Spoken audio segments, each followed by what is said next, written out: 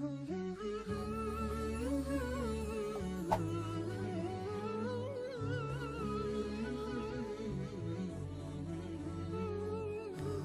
لله وحده والصلاة والسلام على من لا نبي بعده. لا يصح صوم رمضان ولا غيره من العبادات إلا بالنية، لقول النبي صلى الله عليه وسلم: إنما الأعمال بالنيات وإنما لكل امرئ ما نوى. ويشترط في الصيام الواجب النية من الليل وقبل طلوع الفجر، لقول النبي صلى الله عليه وسلم: من لم يجمع الصيام قبل الفجر فلا صيام له. وقوله صلى الله عليه وسلم: من لم يبيت الصيام من الليل فلا صيام له. ويجوز لرمضان نية واحدة ما لم يقطعها المسلم بعذر من سفر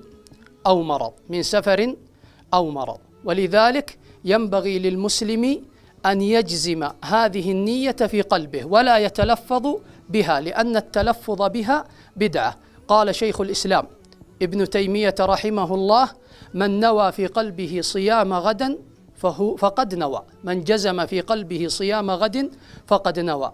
ويفرق بين عشاء الصائم وعشاء غير الصائم. انتهى كلامه رحمه الله.